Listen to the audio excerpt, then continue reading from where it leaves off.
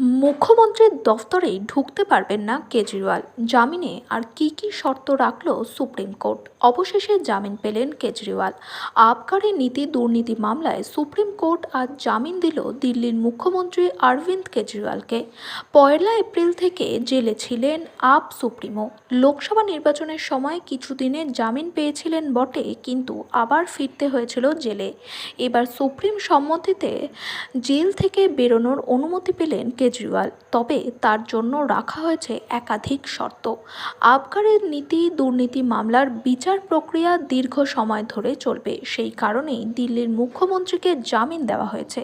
কেজরিওয়ালকে জামিন দিলেও তার গ্রেফতারি বৈধ বলেই জানিয়েছে শীর্ষ আদালত। দিল্লির মুখ্যমন্ত্রীর জামিনের ক্ষেত্রে একাধিক শর্তও রেখেছে সুপ্রিম কোর্ট। এগুলো হলো 10 লক্ষ টাকার জামিন বন্ড জমা দিতে হবে অরবিন্দ কেজরিওয়ালকে। দিল্লি আবকারি নীতি দুর্নীতির বিষয়ে কোনো মন্তব্য করতে পারবেন না কেজরিওয়াল। প্রতিটি শুনানিতে হাজিরা দিতে হবে কেজরিওয়ালকে। আদালত যদি অনুমতি দেয় তবেই শুনানির সময় হাজিরা এড়াতে পারবেন কেজরিওয়াল।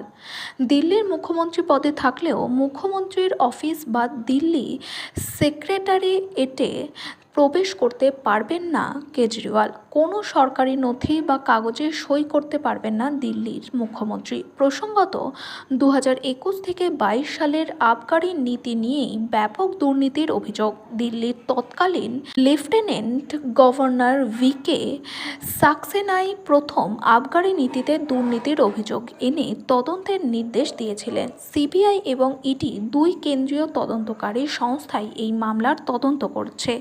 গত 21শে মার্চ প্রথম ED গ্রেফতার করে দিল্লির মুখ্যমন্ত্রী তথা আপ সুপ্রিমো কেজরিওয়ালকে।